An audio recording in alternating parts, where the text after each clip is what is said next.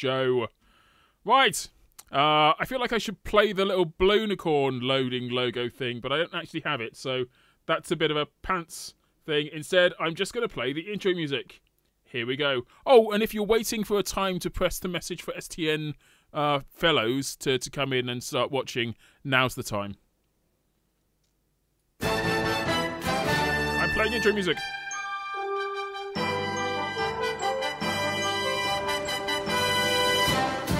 Hey, are you even listening? KritzKast. The TF2 podcast. With these jerks.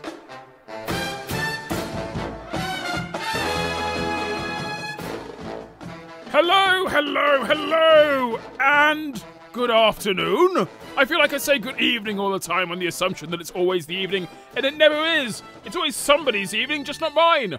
Anyway, enough of that stupidity, that ridiculousness. What am I drinking this evening? It's Brewdog, it's Elvis juice. I'm assuming it's not Elvis's juice, but mostly because there's rather a lot of it, and there wasn't that much of Elvis, not after he had been chewed down. Anyway, enough about me and my beer and me being a pyro. I didn't think I mentioned that. Did I mention that? Anyway, I'm a pyro. I have with me two people who are human, at least from the outside, and possibly from the inside. I haven't cut them open yet. That's for later, when we'll be examining them in full and irrelevant detail. The first of whom is a gentle person by the name of Ben. Ben, welcome to the show. Thank you. So, hello everyone, hello in chat. Yeah, my name is Ben, also known as Ben55. I don't know why 55, it's just the first thing that came into my head, you know. I'm the server admin at STN, and I'm also a server admin at gamingmasters.org. You might have heard of that. But I think you're giving the game away completely. I was going to sort of sneak it in there. Have like people go, oh, Ben, do I know that person? Have I played with him in the past? Ben55, might have done. And then I was going to introduce the second person. And they were going to go, oh, that person. And that person, of course, is Spyfly. Spyfly, welcome to the show. Hello, thank you very much, Agare. So, I am Spyfly from STN Trading. I founded this trading website in 2015, and I've been working there since. And yeah, I'm kind of the developer guy. I'm often developing some kind of stuff. And I started with TF2 in 2013. Dude, what are you doing? This is why I should know. I have a blanket thing that basically says I will never give people like the questions I'm going to ask them ahead of the show because literally for this reason, because people will read it and think, oh, I should probably answer all of these questions in just my introduction to myself and leave you high and dry without anything to ask. This is why I deliberately left off the question about the swimsuit thing. So we'll have something to talk about later. Speaking of things to talk about later, Ben, would you do us the honours and tell us what's coming up in the show? Of course I can. So we're going to start off with the ETF12 season awards for the Highlander season 14. And these are basically where you vote for who you think are the best players of each class and also the best caster. And these will be open until Saturday. What? What are you doing? What are you doing? No! You're doing it. Look, okay, so this is why I should never, ever give show notes to anyone ever. This is the last time I'm ever giving show notes to anyone. You're literally reading through the whole thing. It's there. Just give us the titles. Just give us the titles. Okay. And then after we've gone through that, we're going to talk about the MVM Titanium Tank. Then we're going to talk about Minecraft Fortress 2. After that, we're going to talk about one man's hack collection. Not two, but one man's. And then finally, what you're all here for, STN Trading. It's rather presumptuous. Right, okay. I feel like there's less in this show for us to like go into in great and almost anal detail now that most of or some of the beans have been spilled but I'm still going to string it out. I'm going to eke as much as I possibly can from both of my guests this evening. They are, of course, from STN Trading. It's a name that you might not have heard of before, or you might have only just become aware of it, or it could be that you were there from the very beginning 2 to 3 years ago if you listen to the entirety of Spyfly's introduction of himself and the website and basically everything we're going to talk about in this week's show. I could say that I'm mad, but really I'm just disappointed. I'm disappointed in myself, to be honest. I knew this was going to happen and I let it happen. And how do I recover from this? How do I recover indeed? I don't know. To be honest, it's going to be an interesting one. Right, okay, so things happened in the world of Team Fortress 2. Oh my goodness me! It's a subscriber. I'm blown off my chair completely. Bananas cakeys. Is that how it's spelt? Bananas kakis. Bananas kakis has subscribed using their Amazon Prime solution thing, which gives them a free subscription thing. And now Amazon Bananas and Kakis has full and unfettered access to Beefer, our mascot Balloonicorn, and they'll be throwing that about in chat. Right, sorry for that brief interruption on my train of thought. My thoughts are all over the place at the moment. ETF12. They are a group of individuals who do the games. So it's Team Fortress 2, 6 Years, and Highland. Sorry, if you give me a moment, I'm going to break. I'm going to stop doing this. This voice hurts myself actually quite a lot. I'm going to. Oh, there we go. Right. Okay. ETF12. They do coverage, esports coverage of, it literally stands for European Team Fortress 2 League. And they have been covering 6s and 9v9s, or Highlander as otherwise known, for quite some time now. And they have finally got themselves into a position where, after many seasons, they're able to celebrate Highlander Season 14, which is a strange way of putting that. So, Season 14, as I'm sure you're aware, it was live streamed or live broadcast on this very channel. And if you've missed any of it, you can always go back and look at the previous highlights on Twitch or check out our YouTube page. There was loads and loads of awesome action happened on that. But now voting has opened for their awards. They every season, every time there's an opportunity, they'll have a party. And they'll do some sort of award kind of process thing, and you as a ETF2L fanboy or fangirl or fan whatever it is that you identify with, are given the opportunity to vote for things, and that voting takes place by logging onto their site and going to the specific link. And then voting on Scout of the Season, Soldier of the Season, Pie of the Season, Dairyman of the Season, Heavy of the Season, Engineer of the Season, Medic of the Season. You get the impression. But there's also a super important one at the bottom, just skipping over Spy entirely. Actually, but before I go and skip over Spy entirely, Spyfly, you're a spy, aren't you? No. I'm Soldier Main. Really? So, yeah. Why aren't you called Soldier Fly?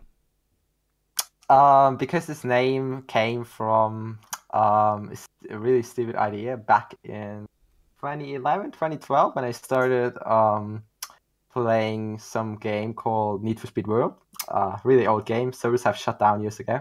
And that was the first time I had really to choose a nickname for something. And someone else had the name Fly Spy, so I was just like, shit, I'm gonna take Spyfly. Because I really had no idea what to take. So yeah, that's how this name came alive. I feel like I'm more deeply informed than I was going to be. So, right, and Ben, what are you? Are you a spy? Last time I checked, I'm pretty sure I'm just a medic main at the moment. You're human. Oh, because you're an actual competitor. You play in the compets. Mm-hmm. Yeah, I sort of delved into it recently, and because I see it's such a big thing these days. Like loads of people are streaming it, loads of people are putting it on YouTube. So I thought I'd just check it out. So I played 2 seasons now. I played 1 season in Sixes and 1 season in Highlander, and it's so much fun. I'd really recommend it to anyone that thinks about joining it because you just meet so many new people and stuff like that. Did you find that your friend base has expanded to the point where it's sort of clustering, where you actually have to trade cards on Steam in order to keep track of everyone? Do people still use, does the conversation still happen over Steam, or has it moved on to Discord, by the way? I think Discord is The devil? like more dominating now than Steam because it's just got way more features. Like Steam just is a bit outdated now, I think. Yep. Did you see You can make groups and stuff. Did you see the interview that the guy from? I almost feel like I don't want to give him any attention. Certainly not a big fan of his work. I'll come to regret that statement one day when I finally have the opportunity to meet him and punch him. I mean, interview him. The Valve News Network guy, the VNN guy, did an interview with. Oh, I'm trying to know his name. Whatever Gabe's son is called. Presumably Mr. Newell. Is it Gary Newell? Anyway, so I think it was Gray Newell. Gray. Yeah, Sure. that makes so much more sense now when you think about the Manco and Gray and all that kind of stuff. Like the fact that it was possibly named, like the entire lore of Team Fortress 2 was named after Gabe's kids. So there was an interview with Gray, and he was saying that he had told the people in Steam he'd tried for years to get Steam updated, and he had no luck. And if he, like the son of the person who owns the company, ostensibly the head of the triangle or the T of Valve, if he is unable to instigate change at that kind of level, then how can anyone else? A part of me actually thinks that's cool. Like I'm glad that he's not given special privilege, but another part of me is kind of dying on the inside because I know that Steam is like my spiritual home, but it's not getting like universal investments that it needs. Yeah, I think that's why it's caused the growth of so many of these other like platforms like Discord and Mumble and stuff because people want to move on and get new content and stuff, and if they're not providing it, then people aren't going to stay. Well, I mean, while the games are here, there's almost no reason to go anywhere else. But as we've seen with Blizzard and with I want to say Origin. I don't know what is that EA. Origin is EA, but no one is using it. Yeah, like when there's suddenly competition, when there's alternatives to go to. Like people will start to not necessarily move away, but certainly go to a different location. I don't know why, but the top search results. For apparently my phone decided to search for starts to do not move away, but certainly to go to different location. I think I should probably disable my Google on the phone. Apologies for that interruption. Right. Yes, what were we saying? There was ETF2L. Yeah. Well, another thing about competing things, some people argue that games like Overwatch were made because no one was putting money into competitive TF2, so people just never got interested in it. I don't see that as being a reason why that other game exists, the game that shall not be named. I think it was really just a cash grab by people who... it was Blizzard had made assets for a game that failed and wanted to do something with those assets. So they kind of struck on the idea of doing something that is vaguely related to Doom and other type of properties, or Quake and other type of properties, and they effectively... in much the same way that Fortnite wasn't Fortnite until PUBG existed, and now that PUBG has proven to be so successful that they actually kind of think that, well, let's make it into a survival whatever game. What's PUBG called? It's a special kind of name for it. It's PlayerUnknown's Battlegrounds, yeah. Battle Royale. Yeah. What's the format called? Oh, Battle Royale. Royale, yeah. Is it Battle Royale? Okay, yeah. So it's yeah. So when Battle Royale started to take off, then Fortnite had the opportunity to mimic that and make their name in the same way that other games have mimicked Team Fortress 2 in the past. So they pretty much just renamed Fortnite to Fortnite Battle Royale. Yep. So that was it. Yep, and that's why it's huge. Well, it's actually very entertaining game as well. Look, I think we've strayed a long way from the path. As much as I enjoy talking about things that aren't Team Fortress 2 and then scooping the conversation back into Team Fortress 2, I just enjoy this. I enjoy sitting down and talking to people. About things that aren't related to cheese. And cheese. Cheese things related to cheese as well. It's good conversation, but it's not the conversation we should be having right now. ETF12, they have their Season 14. Their award ceremony is coming up. It will be live streamed on this very channel on KritzKast, and it'll be hosted by some people who are yet to be determined, and there'll be opportunities to clap along and to celebrate the individuals who have done exceptionally well this season. I'm actually kind of looking forward to it. I think it's like a crib. A crib guide, is that the thing? It's like a cheater's guide to, or a guide to understanding any kind of world, is to sort of log in and watch what happens at the award ceremonies. If you really wanted to get into cinema, just watch an award ceremony, and they'll show you like clips of what amazing things happened in cinema in that year, or semi-famous people will stand up on stage and make dicks themselves, and that way you kind of know about everything there is to know about Team Fortress 2 Highlander Competitive. That if no other reason, that's a jolly good reason to tune in for that one. To be honest, I have no idea why they're so popular, but people love this kind of thing. I'm just one of those weirdos that doesn't understand it. Right. Anyway, ETFs roll. Go vote. So, what else have we got going on? Oh yes, MVM. Titanium tank. You guys are aware of what the titanium tank stuff is about? Yeah, I'm pretty sure it's about like some like custom map makers and mod makers and stuff making custom MVM waves and stuff like that.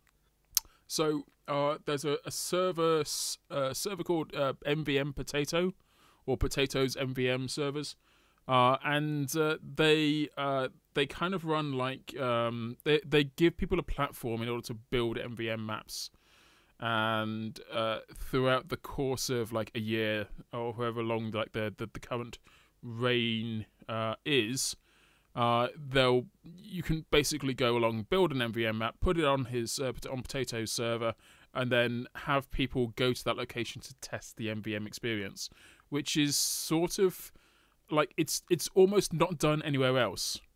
And the celebration of these kind of like map testing processes is to go out there and muck about on these RC1, RC3, so release candidate or final level maps. Once they've been tweaked to within an inch of their lives, you can go and play on the maps and experience those maps.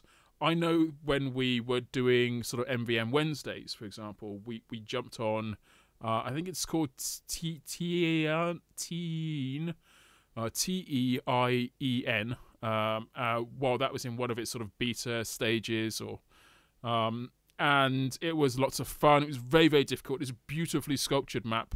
I'm just going to see if I can find a picture of it now, because it really is just a remarkable map. In fact, what am I talking about here? I've actually got some gameplay. I'm going to flip over onto that so you guys can experience it firsthand. My apologies if the audio volume on it is really loud. I'll let you tell me if that's going to be a problem for you. Anyway, so I've played on this map in the past. It's a beautiful looking sort of Japanese style, like Sujin, with lots of opportunities to see pretty cherry trees and the like, but very different from anything that you might have played. Like, you get so caught up in the whole the two cities meta, where it is. It was sort of looked on a Reddit post today, and it's talking about the whole meta of MVM is always a medic, a demo, a heavy, an engineer, a soldier, and a scout. And admittedly, more recently, that kind of meta's changed out with Pyro being so OP at the moment, and actually Spy being like useful with MVM. But actually on TN, like if that is the only map you go to, you kind of you're sunk if that's the method you try and reapply here. It just doesn't work. TN is remorseless, and it will definitely try and crush you. So Scout's just kind of not as useful as you imagine it should be. You've got to go in there and just put out loads and loads of firepower and get as much destruction as possible. Anyway, I feel like I'm giving away the secrets of MVM, of the titanium tank servers. I haven't sort of let slip one of the biggest things in there, in that the tanks themselves are somewhat unique. So that's a really good reason, if no other, to get some friends and go onto these servers and find out what sort of second stage capitalism of tanks looks like. But yeah, if you happen to find yourselves on the titanium tank servers in the next few weeks, to be honest, I've no idea how long this is going on for, and you able to complete the threesome or the entirety of all of the servers, the maps, the three that they're doing, then you will be in line for a medal. And in fact, if you go onto the links that are actually in chat at the moment, you can find out how well you're doing and how close to the medal you are, how many people have it and whatnot. So it's a unique system that they've set up for this, in encouraging people to come onto the servers and play the maps, and realistically, I think there's an expectation that in many ways, like there is with the TF2 map group, tf2maps.net, that if you play these maps, you kind of get a heads up on what's going to make it into Valve's like next map release edition, just because the beautiful things kind of rise to the top. And yeah, so there's some just remarkable maps to be experienced here. You guys, do either one of you play MVM? Yeah, I play quite a lot. Yeah, I used to play a lot of MVM, especially with PDAG, right? but that was kind of when I got back into streaming, and I definitely think it's a really good idea to get something new into this old MVM game mode, because yeah, the old meta gets boring at some point, and if you get some fresh new juice, that would be definitely good for this mode. Yeah, I mean, like, I don't think that the map itself essentially gets old. It's just that, like, it's not even like the map needs refreshing. Whenever they change the weapons, for example, it all feels new again, and the meta kind of goes out the window, and it's this grand experience again. But yeah, definitely having like new maps is one of the reasons why TF2 has remained so fresh and vital 10 years down the road. Benny, what level are you playing at? I think I'm at Tour 20 or something like that. So I don't. Not a noob.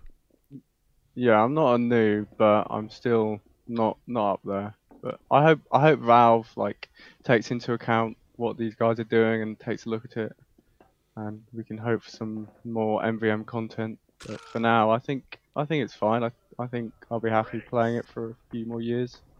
Yeah, I mean, it's one of the weird ways in which, I mean, if you think about it, it is pay to play. Like, you literally, certainly with the two cities, you have to pay Valve X amount of actual monies for more or less every game.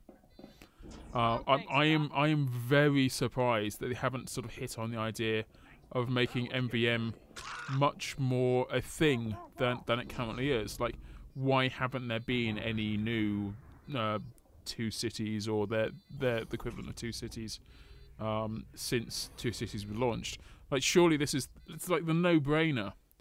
You've got a solution that works. People love it. People are willing to sink hard-earned cash into it just to play it, the same maps over and over again. So why would you not? Why would you stop where you are and not sort of invest heavily in the possibilities of new MVM. But I think we've sold each other on these titanium maps. They are genuinely so much fun. The TN one was incredible. I started playing is it Downtown or Power Plant, one or t'other of them, and was just destroyed. It might have been Dockyard, thinking about it. Yeah, we were absolutely, completely and utterly destroyed trying to play against that marauding mass of robots and machinery. Some of these are definitely more developed than others, or perhaps it's just that feeling you get when you don't know the meta. Like, there was a time once in someone's lives when the meta for MVM was not hard set in stone like it is today, and hopefully we'll see. But I think the problem with the meta is that it has been a thing for such a long time, and yeah, as you said, it kind of got into people's minds, and there was no change for too long.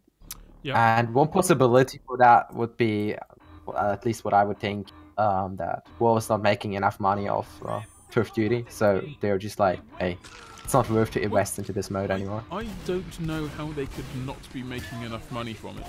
I like the outlays, the things that cost them money, are bandwidth, it's servers, and it's that's about it. Electricity, cooling. So there's the hardware, the internet services expense, and sorry, I keep getting distracted. I'm watching a game I played yesterday on one of the MVM servers yesterday. So yeah, it's the outlay is all stuff that is currently there. Like it's almost money for nothing at this point. Yeah, I feel like that they're probably getting quite a lot of money from it, so they're probably just going to keep going until the demand starts to drop, and then they'll just like refresh it by releasing new content. And that's how I think they're doing it. So I kind of think that's a mistaken way to think about it as well, because if you examine what Valve is as a company compared to other companies, they're not a shareholder, they're not a public company, they're a privately held company. So they are not beholden to their shareholders, which means in almost every other case, we talked about sort of Blizzard in the past, and I'm trying to remember, EA. Like, all of these companies are publicly held companies, and their primary their mission statement, regardless what anything else is, their primary role is to make profit, additional profit, continue to make more money for their shareholders. Valve don't think that way. They're not that kind of like company. They don't think about how can we take a product that is currently making us money and make it make us more money. They think along the lines of, hey, how do I work on something that I haven't worked on before? Yeah, that's true. Like, it's a really weird work philosophy. But like that's how it works at WoW. As far as I know, I've read a bit into that stuff. They kind of have wheels on chairs, and also wheels on their desk, so they can just move to the project they want. And I think that's a really cool thing. It is. That also has some disadvantages. Like if you like, yeah, TFT, there are little people working on it, and those little people, they're kind of trying to keep this game alive, but they can't just add everything. Yeah, but maybe there's just no interest from one of the TFT members in adding like the new Turf Duty maps. Maybe it's too much work for them. Well, we will never know, probably. Yeah, it is such a frustration. By the way, the thing about the chairs and the seats and everything on wheels, I've seen that. They actually have they've hooked all of their power into a single socket, so when they move between floors and between areas, they only have to like remove like the network cable and the power and one power connector, and wheel it up to wherever they need to go to, and then plug it in and plug it in, and that's them done. They've relocated at that point. Or at least that's the dream. In any, if you've ever worked in a smart working environment or a location where they have smart offices with smart desks, the reality is always it's okay right up until the moment when you actually have to move, and then you realise that there's a lot on your desk that isn't a computer and a keyboard and a mouse. You've got mugs, and you've got paper, and you've got little models, and you've got all sorts of strange things attached to the walls around your desk. And it's almost like the detritus of society, or detritus of working life, has sort of fused your desk to the surrounding area, and that just kind of makes it much harder to actually walk away from. But look, putting Valve to one side, the titanium tank thing, really, really cool idea. I wish them all the best in the world. If you haven't played MVM in a long time, or you want to get back into it, or you've never played it before, I think because like the meta for these hasn't been set yet, you can't go wrong. Even if you turn up on your own and just join a random server and don't say anything and have all the sound turned off, like, no one can blame you for doing a bad job. This is a great introduction or reintroduction to MVM for the newbies of the MVM world, and it's a real opportunity to push the boundaries of your MVM game. If you're a good MVMer, if you're like Vituft or CJ, and you kind of made MVM your business, and you want to push your own boundaries, prove that you're actually good at MVM and not just good at repeating the same maps over and over again, then by all means go and test yourself on the Titanium Tank Global Tour, and perhaps earn yourself a beautiful little medal. I don't know whether they've got a new one for 2018 or it's still the original medal. But anyway, but even if it's the original, it's still a fantastic looking map. Sorry, a fantastic looking medal. So good luck to everyone on that front. I kind of always want to skip over the next thing, like the Minecraft Fortress 2 thing. It's something we found on Reddit. It's kind of cute and it's kind of cool. So I'm just going to give it a quick shout out. We're going to quickly touch on it for just a brief moment. It is something that has been created by a Redditor called Stone Banner, and in its shortest format, this person is recreating a map, or certainly maps and things that happen in Team Fortress 2 in Minecraft. And actually, the reason why it's worthy of mention, I mean, people have always made TF2 maps, and we've actually seen a lot of maps in the past that are made in like the hammer in Team Fortress 2's hammer, that make the map look like Minecraft. So this is like subversive of that, in that well, okay, so there's a cute little thing on like the first image, which essentially it's a cart crossing over a red controlled point, and as it crosses over, the red point that's floating in the air turns into a blue point. And that's a bit of wicked, like, tomfoolery that's gone into making that a thing. That's actually very cool. And I'm really pleased that people are still, like, they still have the mindset of, I'm working with another game. What can I do to make this familiar to other people?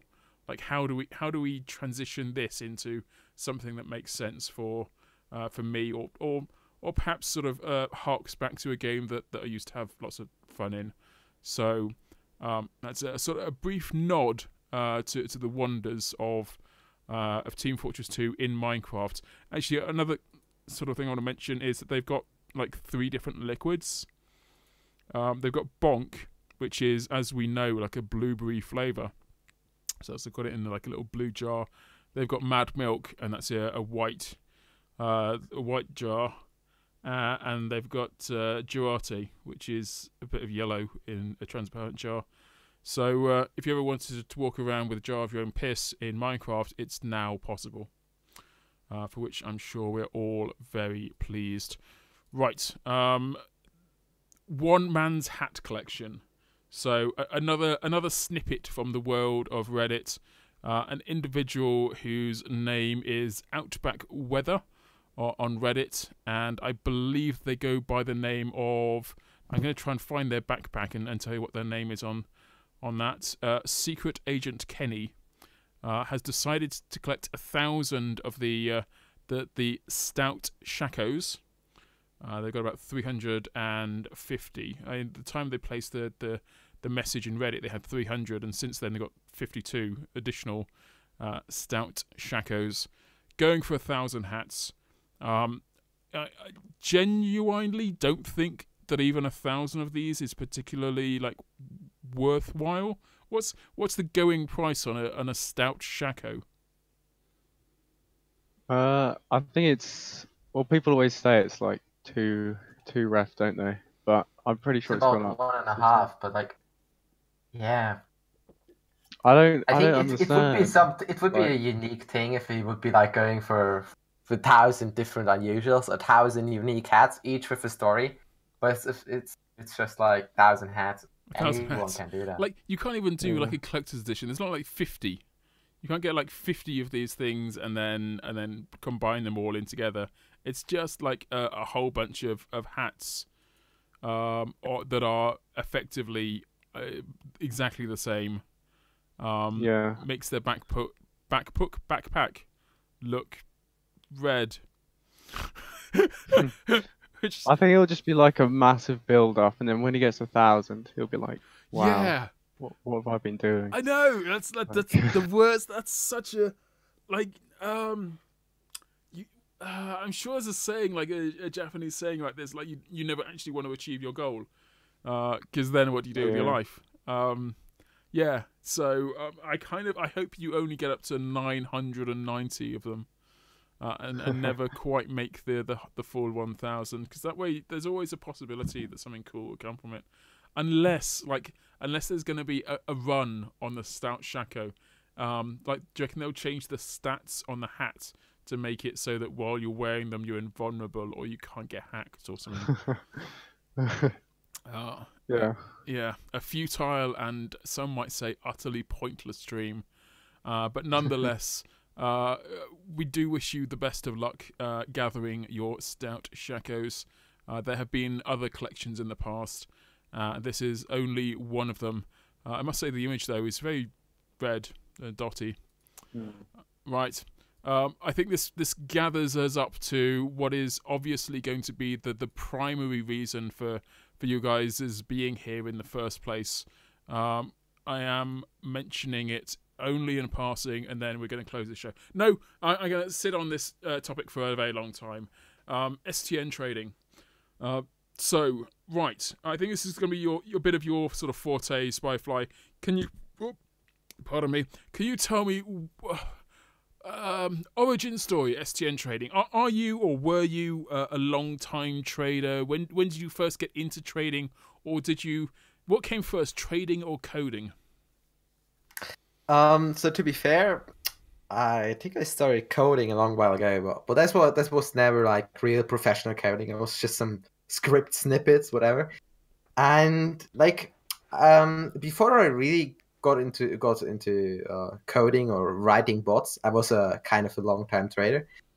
So I think shortly after starting playing TFT in 2013, somewhere around that, I kind of got into this trading stuff, and at the beginning I was only free to play, and I did.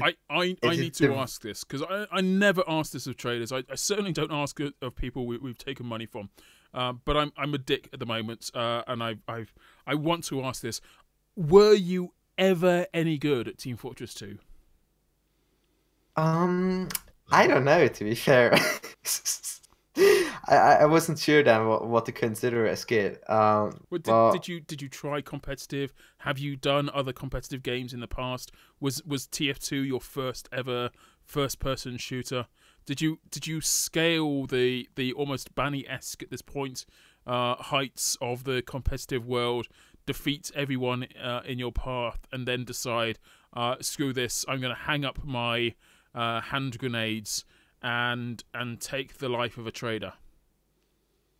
No, trading was kind of a thing combined with playing.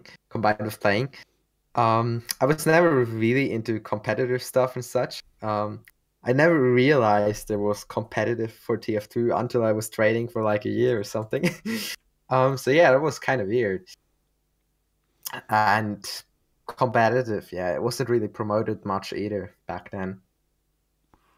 Right. So yeah, So you were I trading got away, happily making, I don't know, a trade hat a day or a key. no, not really. At the beginning, I was trading with scraps. Okay, so um, I started off like I wanted to get into trading, so I got myself a TFT premium account, and I did that by acquiring like a uncraftable beggar's bazooka. I believe that that gun is still in my inventory. I'm not sure. Um, but like that, and when I looked later at it, when I already got a bit into trading, I was like, oh, why? This was so stupid. Like I should have just gotten a key and traded that up. But I actually managed to trade up all the items I've had to a key or something. And yeah, I kept trading. And at some point, I was like, hey, this is getting boring. I should do something to automate this. So I've been profiting a bit from like bots which had incorrect prices and stuff like that. So I managed to trade myself up to like around 5 or 10 keys, and with that reasonable amount at that time, I managed to keep trading up a bit further. And at some point, I was just like, hey, let's start a TF2 keyboard and TF2 Tour of Duty bot, and that was like kind of my first project where I really made some profit of it. And Okay, all right. So, I think that well, I think because the assumption here is that making profit is either you're making money like serious bank, or you're making hat or key profit. And there's always a disconnect in my opinion of like traders. They'll literally do a thing that is very much equivalent to working. Like they'll be sat at their desk and they'll be having conversations with other people selling things, or people buying things, and that conversation could take 2 hours, 3 hours, 4 hours. They've done effectively nothing else during that time. They may be watching a bit of Netflix on another monitor, but effectively they are working, and at the end of the day or the session they've made 3 keys, and 3 keys equates to $6, and effectively they're at that point they're working for help me out with the math on this one, like 25 cents an hour or something very, very stupid. So when you say I was making like money, or I was making, it was a profitable endeavor, what does that actually mean? So at that point, I think I was still quite young. I was like 14 or something, 14 years old or something. You're So I still couldn't quite get young. like, I'm yeah, sorry. You're gonna be quite quite, young for quite. another 20 odd years. Carry Yeah, I on. am right. So at that point, like I don't know, but I was making dollar a day or something like that. Um, that was like half a key or something. Yeah, that was for me at that point a good amount compared to the couple cents I was making before by trading up hats or weapons Yep. on a trade server. But like that was my kind of beginning with all the trading stuff. And I think I made like a website. It was called STN bot, or no, it was not called STN. It was Spyfly Spot or PK or something like that. Does And like the S in STN stand for Spyfly then? it does, it does. Right. Okay. Is it So Spyfly Trading STN Network? is like a recursive acronym for Oh, Spyfless I Trading hate Network, and then I these. was just like, this is terrible. I don't know. I just named it STN, and yeah, that's how it turned into this. So yeah, I had this kind of website thingy until until the end of 2014 or something like that, and I've shut it down because Wolf added this escrow trading stuff with two-factor authentication, and I wasn't sure how to implement it into my bots until I did that to my CS:GO bot, which was still making profit at the time. Like it was exchanging CS:GO weapons of a certain grade, Mm-hmm. for example, military grade or industrial grade, whatever, to refine and keys. And yeah, that thing was quite cool. But I was always like, hey, this thing is stupid. People can't trade up like their items for the actual value of the item. So the bots were always ending up with very terrible skins. So I thought, hey, why not make a website where people could exchange TF2 for CSGO items? And that was So kind of literally, this starting idea. the bot itself was essentially sat there and taking other people's items and giving them different items in exchange. That's what the primary focus of the bot was. No, it was giving them metal, or they could buy CS:GO items with metal. But Right, it was okay. like they were always getting the same amount for every item. So Okay. you could give them dragon lore, and they would get the same amount as for a $5 skin or something. Okay. Well, I mean that surely was like a profit for you then. Why would you want to change that up? Because it wasn't really working out, because it would only value items on what grade they have. So it Right. gives them an amount on the kind of the grade, and that can be really different for each type of item. So in the end, the bots always kept the very bad items, and the bot was piling up with thousands of items that were not that were not sold. So I was thinking of, hey, I need to change that. This was the origin idea of STN, and I've put together a website in maybe 2 weeks. In this case, shout out to Rating One, who helped me with that a bit, because I was still quite new to coding websites and such. And yeah, he was a very helping hand at getting like the queue system done, which queues trades and gets people the refined in exchange for the CS:GO skins, or the CS:GO skins, and then calculates the refined metal. So yeah, then STN was up for a bit, and it wasn't doing very well. It was doing like 20 trades a day, and I was always like, oh my god, this is not really what I wanted. So I think it's very easy to skip over a lot of the details because in your mind they're periphery information, and it doesn't. So it's possibly not like all that interesting to the main story, but it's only really in the details that actually the personal touch comes out.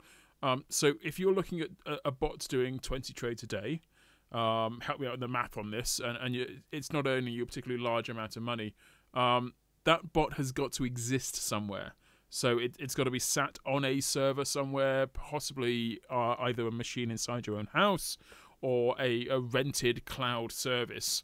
Were you breaking even with the amount of money that you had poured into both the production of the bots and the housing of the bots and the like the web service of the bots? At what point did you start like breaking even, or even coming to the point of like realizing that actually you probably need to either make some significant change or stop? So I think that was a couple months later. I was hosting the site on a home server at that point, and yeah, I was making like at least $1 or so a day, so it was possible to come up for the cost, but it was not really that profitable. So I thought, hey, I have to change this. Yep. And so we added like key and Tour of Duty ticket banking a bit later. That was like a month or two later. So yeah, we started banking like those kind of Tour of Duty tickets and key things. And then we realized, oh yeah, this is good. So banking, just to get it straight in my head as much as anyone else's, banking is where you exchange a specific item for either money or for tokens. What is banking? So I would always consider banking as exchanging something for refined or pure metal. So in this case, key banking, exchanging keys against refine, and in the other direction as well, and same for 250 tickets. So that was kind of what we started off with, and we realized that we have a lot of potential. So we kept at some point we added some more cool stuff, like different items. So in this case, yeah, we had to change a lot of stuff. At that point, I was coming to a point where I couldn't modify all the prices on the items by hand anymore. And it was, let's say, quite similar to how bot TF was and all these other kind of things. So, for example, well, I mean, I'll let you give you an example in a moment, but sure. But presumably while you're doing this, other sites are kind of popping up. I'm sort of thinking of TF2 Shop, which I'm not 100% certain they still exist, but scrap.tf certainly does exist. Marketplace exists, and I mean there's a variety of websites that have sort of come into existence and then winked out of existence a while later. But you were one of those, or you had the possibility of being one of those. How did you make it stick? And what did you feel about other solutions, other websites, and other bots existing while you were existing? So at that point in the end of 2015, early 2016, I think there was TF2 Warehouse and obviously ScrapTF and some other websites. But there was pretty much not much competition amongst those sites. TF2 Warehouse was pretty much dead at that time. So we were like, hey, at the beginning, we were just like, we want to offer people a simple service to exchange stuff. At that point, you still had to send trade offers and such to our TF2 bots. So our website was pretty much just a price list. And so we had like integration with Backpack TF. So we would automatically post listings. At the beginning, I was still manual listing like all the items from my backpack, but I changed later. So the point that kind of made us stick was when we added like 200 items or so. I realized we can't mod all these items by hand. So the only two price moderators at that point were me and Cat Police from Smexy Trading, or now it's SMT Gaming, or how their community is called. So he helped me out price modding that stuff, and that way we were able to, due to him being in a different time zone, we could mod the prices for a while. But it was quite a lot of prices to change every day, and I wasn't that much into changing 100 or 200 prices every day. So I was like, hey, let's develop something for this. And I got into developing an automated pricing solution, so we could give items an automated price. And this is the thing that kind of made us stick, because this allowed us to bank hundreds or thousands of items at once without having to modify all these single prices by hand. And at that point, we started out with very, very little margins of like a scrap. And that way people were always like, hey, if I want an item, I can get it cheap at STN. So this kind of capped our, or this was kind of sticked for us, that we always tried to offer people very reasonable and very fair prices. And that's kind of how it went on. And at some point when we made our website, I think in November or something, November of 2016, we added like this kind of trade offer sending feature, so you could directly trade over our website without having to use these Backpack TF listings or our price list. That started driving more and more users to our website. And sorry, I'm going to take a moment to thank wholeheartedly NT Donkey, who's just resubscribed for 8 months. Thank you very much. I do love you just so much. You're so awesome. Anyway, sorry. So you're at a point now where the website exists. The bot development is at a point where it is automated or semi-automated. Bots are all automated. You're driving people to what is a developed or developing website. It's something that looks. I struggle to say this because I personally don't really enjoy your logo. It's quite obvious what it's pertaining to, but to my aesthetics, I think there's more that we can get from it. But having said all of that, you're now up with the big boys. So now you're effectively one of perhaps top 5, maybe even top 3 of the trading sites. And you have what you're struggling with, I would imagine at this point, is getting people to move away from like the big 2 or the big 3 and try STN trading, but at the same time also make people aware of your existence. So what's been the biggest sort of pull that you've had? How do people? How is it that you've reached out to the trading audience? And what efforts have you put into perhaps reaching out to a larger audience than just traders or just existing traders?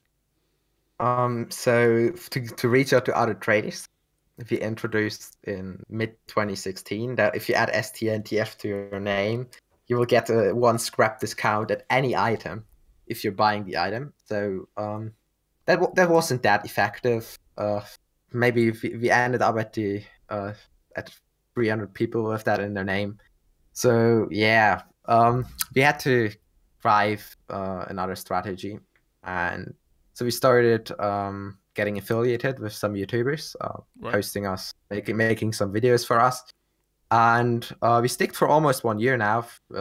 We stick for a year with Spiky Mikey, who's been continuously advertising our site. And yeah, it was not a huge boost. It was like kind of that continuous thing. Yeah, the dribble. But it definitely helped us to get some new users. And the thing which we are struggling with at the moment is offering people the new service they want to create their unusuals on. So we had unusual banking for like online for half a year or so. Yep. But after upgrading our whole platform to the next level, we never managed, or we never thought about adding those unusuals. So at the moment, we're kind of working on adding unusuals and some new banking types, which will hopefully get us some more users. Because really, I mean, when I think about sort of trading, I mean, I'm not an avid trader. I occasionally jump onto sites just to either make some money for MVM tickets or buy MVM tickets or buy keys or something of that nature. I have never really gotten into the whole unusual hat thing unless I was buying something for someone else. That really sort of just touches on the surface of what's relevant for you. So I'm either not your target audience, or perhaps my if there's enough of me, like the very casual market, then that constitutes like enough people to get you excited, or enough trades to get you excited. So really, it's got to be an uphill struggle in order to reach out to the right people, in order to get enough casual traders in to justify the effort you're putting into doing this trading service in the first place. I kind of want to swing the conversation around in a rather blunt way to the Copenhagen Games. I originally reached out to you effectively saying that we would very much like to have STN traders or STN Trading being represented at the Copenhagen Games. It's a slightly peculiar position now. I mean, I feel like I actually can ask you, how did that make you feel?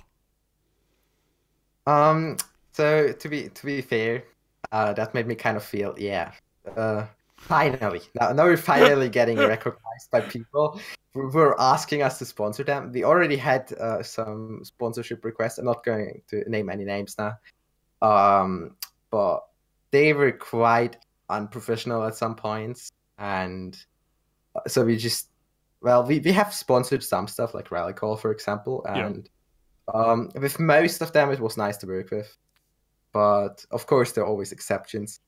And well, I'm really excited for this big sponsorship, and we might actually get some more casual traders on the site who just want to buy the Tour of Duty tickets. And even that, they will get a good price on them. So that's cool for them, cool for us. And as you said, like these kind of casual traders, they make up some of our audience. Actually, talking about audience, we've got an audience sort of baiting at the moment. Have we given any of the things that we said we were going to give away during the stream? Has any of that happened yet? Not yet. I was going to do it towards the end of the stream, just to make sure people sort of stay around. Can we do one now and then one now? Yeah, okay. Is that possible? Yeah, that is. If you just type in !giveaway and then your STN profile link, and then I'll give you like 2 minutes to do that, and Oh, then it's after exclamation 2 mark minutes I'll draw. giveaway. Yeah, Giveaway. one word. I've managed to spell giveaway wrong, so let me GIV give away, and then my STN profile. There we go. Yeah, like that. Ah, okay. And then once people have madly typed that in furiously, I can see a lot of people typing it in now. You get your STN profile if you go to the STN Trading.eu website. If you already have an account there, then awesome. Just right-click on your, actually click on your logo, or even mouse over the logo in your profile. Right-click on My Profile, and take the copy the link address from that. If you haven't got a profile, then go along to stntrading.eu and create a profile. It's that easy. So quite a few people have been typing in exclamation mark giveaway and then the STN profile throughout the course of the stream. And imagine we're pretty much at a point now. Can we sort of do you have what are you giving away at the moment? Is it balloon? So I'm going to give away the Ballooner hoodie now, which is an elite grade hat from the latest winter collection. So yeah, it's quite a nice hat. I want it. Can we fix it so that I win? I can give subscriber luck if you want. Yeah, I'll take it. This is the thing. I was going to say this before we actually started recording today. Like the number of competitions that I have entered, sort of half-heartedly entered. I have no expectation that if I win this, that I will take the prize. But even if I do, I almost certainly won't take the prize. Like I feel like I've been inadvertently excluded from the possibility of winning anything just because people assume that I don't want it. Like, oh, I couldn't possibly take that prize from you. I'm a podcaster, don't you know? Actually, that's not true at all. And we're always looking for people to make some sort of donation contribution. In fact, one thing that's not on the show notes, our Patreon has actually, I said this sort of last month that we had reached our first $50 goal almost immediately before the month turned round, and that $50 was taken, or that the money was taken from someone's bank account. They pulled out, so they pulled out at the last minute. And we were left sort of dangling in the wind. We now actually have made our first $50 on Patreon, which is somewhat awesome. I actually have a competition waiting in the wings. Do follow us on Twitter, on Steam, and on Twitch, and we'll push out an announcement on all the places, effectively saying, "Oh, goodness me, what?" Whoa. Blimey. I'm Gerbers. Is that how you say your name? Has just donated 3,100 bits. Thank you very much for that fantastic donation. Wow. I'm actually a little bit taken aback. Okay. All right. So, anyway, so we're making $50 a month now, which is somewhat awesome. The competition is it's going to be a very much an art type thing, a hand drawn art or a very simplistic art format, and the announcement for that is coming out in I think the week following this. So it's probably going to be Monday the 5th that we'll put the announcement out there. And hopefully get some wonderful artwork created. And more importantly, redistribution of fund so that people have the opportunity to get paid for creating beautiful things for KritzKast. Anyway, so back to the STN trading thing. How do we choose the winner? Is that an automatic process? I've drawn it, and the winner was Rexen in the trap. Rexen. Pretty sure that's how you pronounce his name. But, so, yeah. Congratulations go to Rexen. You have won yourself a beautiful Balloonicorn hoodie. What's it called? A Balloonicorn hoodie Elite? It's called Ballooner hoodie. elite grade hood. A ballooner hoodie. Yeah. Do you get that for like buying a balloonicorn hoodie from We Love Fine? Or I don't think so. It was just part of the latest winter 2017 collection. oh yes, of But course. that's a good idea. They missed out on an opportunity there. That have sold a whole much more hoodies. In fact, I'm pretty sure they actually sold out of hoodies in the end. Yeah. While we're here plugging things, go along to We Love Fine. They do some amazing stuff for Team Fortress 2, including the slippers that I'm currently wearing. And I think they sold out of those as well. So, you've got to be in it to win it, as they say. Are we doing another giveaway at some point today? Sure, we can do another one. Awesome. Okay, well, Yeah. I think the point is start typing in !giveaway and then your STN trading profile, and we will do a giveaway shortly. So that's something to look forward to. Back to the trading. Ben, we haven't really heard that much from you. Yeah. Certainly not in the story of STN Trading. But your role as admin, how did you come to the role?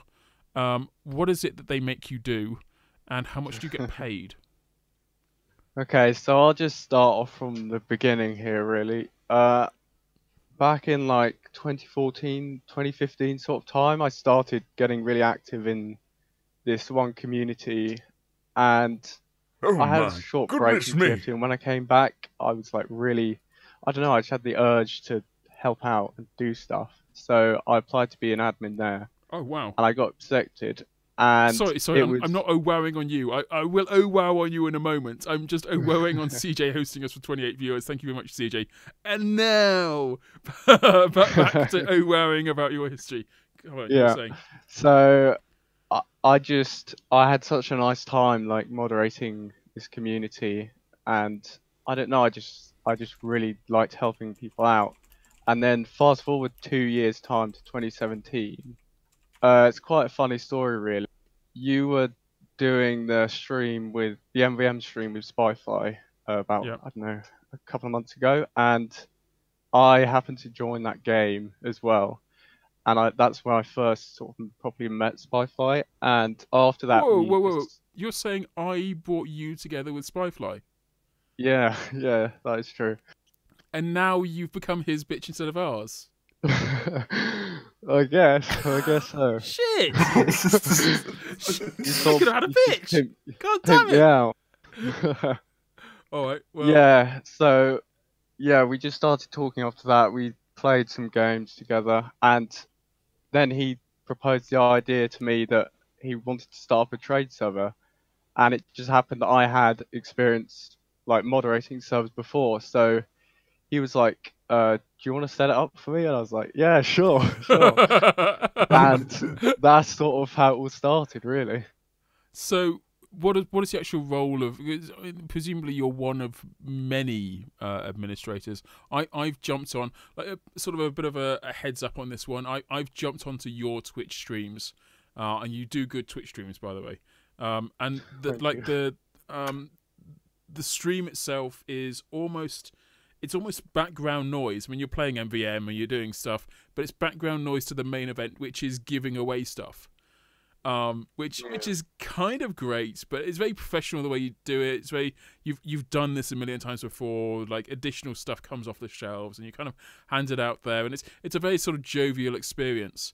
But the actual the part of it that makes it work so seamlessly is the administration part of it. Is the admins, the mods, doing their thing and making sure that everybody is sorted out. It's a very real role. It perhaps doesn't get as much spotlight as Spyfly's. Oh, I own the site, I'll have you know.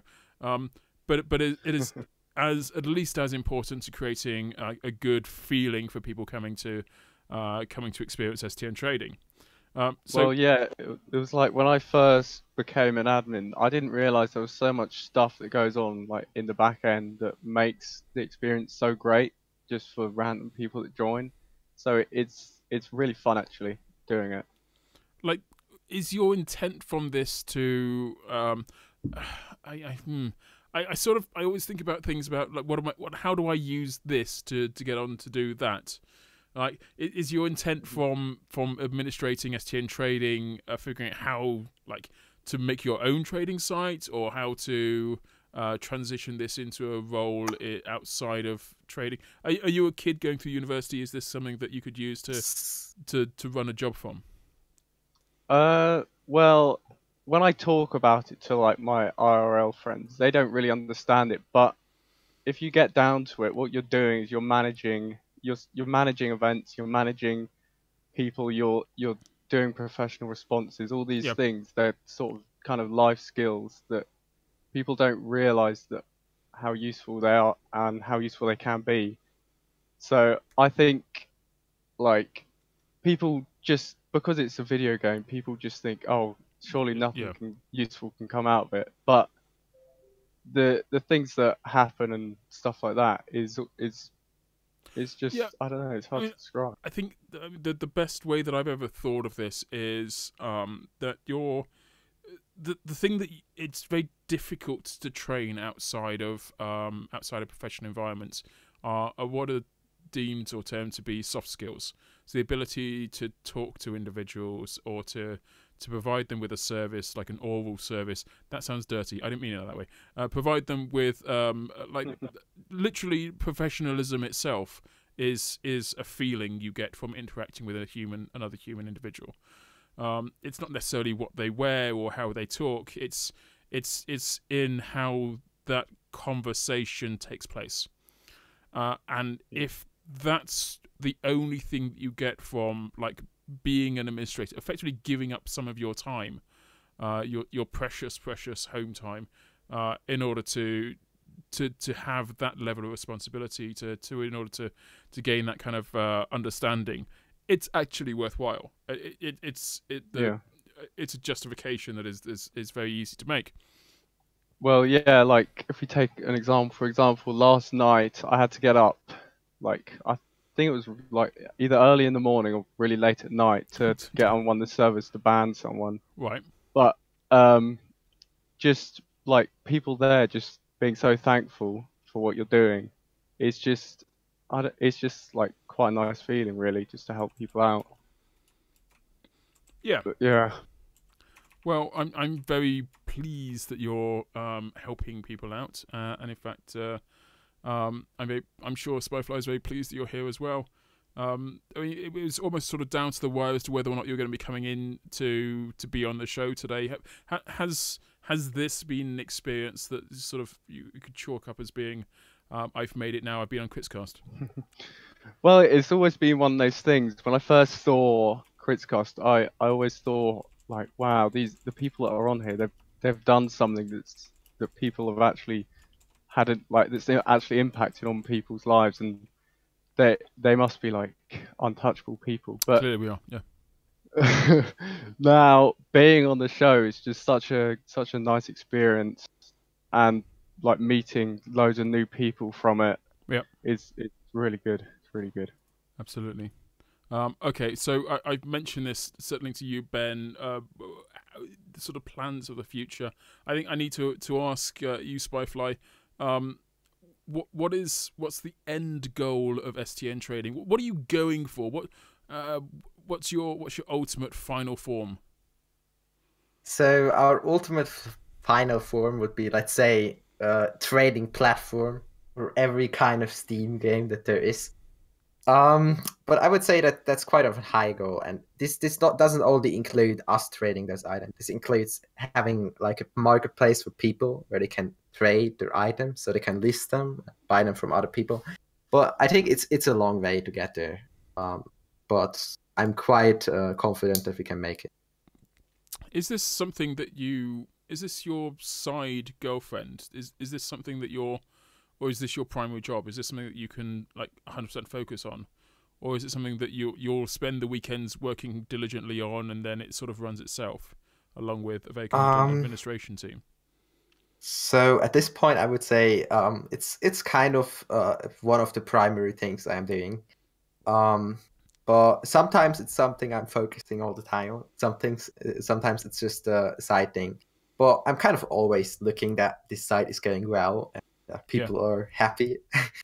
But that's not the same for development. So it's kind of like, hey, okay, this weekend I've got time to develop. I'm motivated, and the other weekend I'm playing all time PUBG. But that's kind of it. Or TF2. Or TF2. Don't forget the or TF2. TF2. Yeah. Okay. Well, it's been an absolute pleasure having the two of you on. And thank you very much for introducing us to STN Trading. I do sincerely wish you all the best of luck with that. I hope the site goes on to grow and to flourish. Right, from the two of you, I think we need sort of speaking of PUBG's Battle Royale, there's only one player of the week. And it is something that I want to give like the two of you the opportunity to fight over who gets to name their player of the week. Should we get contenders first? Spyfly, who have you got sort of lined up in your mind as being this week's player of the week? Inside Wall TFT, inside STN, or inside KritzKast? I don't care. It's your choice. Okay, so to be fair, my player of the week would be either Ben or Nicholson. Nicholson, a quick introduction to him, is a developer at STN who has joined us just a couple months ago, and he's doing a really good job keeping the site alive and helping me out. So yeah, those would be my contests. Sorry, those. You're only allowed one. You got to pick favorite child right now. I'm going to put you on the spot. Who's your favorite child? It's a hard decision to make, but well, okay, I would say Ben. I would say Ben. Oh, okay. I hope that this sparks internal struggle. Ben, who would you claim as your player of the week? Well, I've been thinking about this for a while, and the funny thing is, the person I was going to say, they've already got one, so... Oh, it doesn't matter. Quite... You're allowed to have as many nominations for player of the week as you so wish. I'm gonna nominate this lovely guy called Helljack, and I'll nominate him because he was the one that sort of made me want to get into moderating and sort of made me love the community that I first got into. And he was just such a nice guy. Do you know that's the story. That's the personal touch. And that's the thing that I was really after. So I think it's going to have to go out to Helldrack. I'm sorry. It's a controversial decision. Is it Helldrack? Is that how I'm saying that right? Yeah, Helljack. Yeah, I'll get you. Helljack or Helldrack? Yeah, Jack. Helljack. Okay, Helljack. Okay. Right, so Helljack, you've won my heart over, Ben, with your loving description of Helljack, and I am willing at this point to name them this week's Player of the Week. Woo, yeah! Start the freaking party! But I think it's fair. I don't think it's fair to just name Player of the Week. I think we need to give you guys an opportunity to give many shout-outs to those who have coddled you, kept you warm in winter, have spoon-fed you chicken soup when you have a cold. Is there anyone that fits that description? Who is it that you should like to give a shout-out to, Ben? Well, I just want to thank Spyfly for sort of giving me a chance to moderate and sort of give me this whole opportunity. It's sort of changed a lot of stuff that's been going on in TF2 for me, which is really good. And yeah, I'm looking forward to the future opportunities it will bring. Right, Spyfly, anyone you want to give a shout out to? There will be multiple people actually. So I'd like to give a shout out to a couple of my staff members who have been always helping me, keeping the site alive, even in very rough times. So that would be Simple, who has been a prize moderator for more than a year now. He has been always moderating prizes for us, even when he was sick. And he has been a really good job. And I would say the same for Decontaminator, who is an administrator slash developer at our site, who has been helping us introducing these kind of sending these trades, and who has always also helped us investigating when our site got hacked, and also helped us in getting everything back up. So yeah, these would be the two people I would like to shout out. Cool. SPN, sorry, SPN, Spyfly. I don't know where I got that from. Spyfly, how do people get hold of you in particular? I don't really know, to be fair. Okay, should we just point people towards your beautiful website then? But well, so you can point people to my Twitter account. It's Spyfly00, or just go to my Twitter STNTF and you'll find me linked. That's probably easier for you. And I've also got a personal website. It's just spyfly.xepsilonz. I thought that domain is cool. Spyfly.epsilon. No, xepsilonz.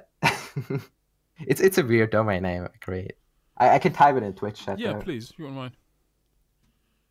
Here we go. So yeah, that's kind of a personal website where I post weird stuff, and yeah, you can also ask me questions there if you didn't manage to ask me something on the Twitch stream here. Awesome. Thank you very much. And Ben, are you on Twitter? I'd rather you come check out my Twitch channel, because I don't not really active on Twitter, but yeah, so it's just twitch.tv/Ben55_, because some annoying person took Ben55. Are you sure it wasn't you that took it? Because it might have maybe in a alternate universe. I just took it to annoy myself. That sounds somewhat more realistic. I'm just going on there at the moment. I'll be pissed if KritzKast is not being hosted. It is. KritzKast is being hosted. It's fine. I'll let you live. Right. Okay. I'm quite happy with that now. Right. So the two of you, thank you very much for coming on the stream with me today. It's, as I say, it's been a bit of a joy. It's been interesting finding out about STN, about trading, and about perhaps the future of the site. Knowing that you guys are here and effectively doing Copenhagen games with us, I know you're doing something with Essentials now as well. So there's many things to look forward to. I'm sure we're going to see a lot of STN trading in the future. As for KritzKast, you are more than welcome to follow us on Twitter, on Patreon, on YouTube, on Twitch, on everything. We're always KritzKast, at KritzKast or /KritzKast. In fact, Discord, if you want to get on that as well, it's discord.kritzkast.com to get in there. So all of these things are available for you. Actually, I need to give a quick shout out to Spyfly for sorting out that. So thanks for helping me figure out how to get discord.kritzkast.com to work. That was kind of awesome. Right, and I think we are just about done here. After the show, after the outro music's played, we're going to do a final giveaway. Maybe even play some TF2. You never know how that works out. But as for the time being, thank you to everyone who has watched streams, given us a big thumbs up on the YouTubes, liked us or showered us with gifts, and generally had a wonderful time in the world of Team Fortress 2. I do dearly love you all. Thank you very much, and good night. Good night. Wow, that's in unison. That was another episode of KritzKast. Another satisfied customer. Brought to you by thepodcast.com. Our influence grows. For more episodes as well as our show notes, YouTube, Twitter, Facebook, Steam group, and much more, head over to KritzKast.com. Another successful procedure. Oh man, that was quite good fun. Yeah, that was really, really good fun. Alright, okay, I'm going to stop the recording of my audio.